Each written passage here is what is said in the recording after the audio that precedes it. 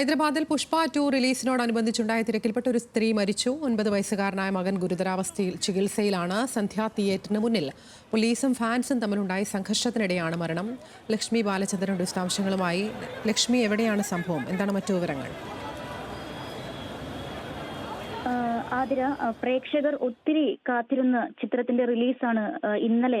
Fan show ആണ് ഇന്നലെ രാത്രി നടന്നത്. അതിന്റെ ഭാഗമായി ഉണ്ടായിരുന്ന തിരക്കിലാണ് അക്രമം ഉണ്ടായത്.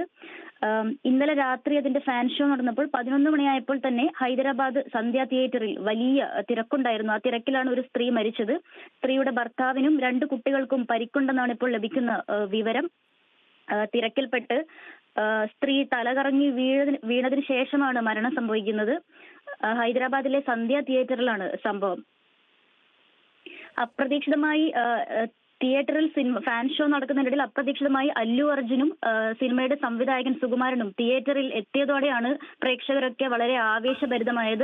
അതിന്റെ ഭാഗമായാണ് ഉന്തും തള്ളും ഒക്കെ ഉണ്ടായത്. അല്ലു അർജുനെ കാണാനുള്ള ഒരു ആവേശത്തിലാണ് അവിടെ ഉന്തും തള്ളും ഒക്കെ ഉണ്ടായത്. തിരക്കിനെ പോലീസിന് നിയന്ത്രിക്കാൻ സാധിച്ചിരുന്നില്ല.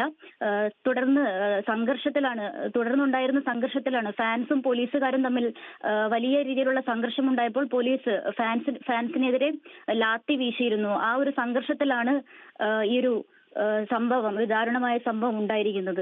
ആതിര, ശരി, എന്തായാലും ഹൈദരാബാദിലാണ് പുഷ്പ 2 റിലീസുമായി ബന്ധപ്പെട്ട് ഇത്തരത്തിൽ ഒരു സ്ത്രീ മരിക്കുന്ന സാഹചര്യം ഉണ്ടായത്.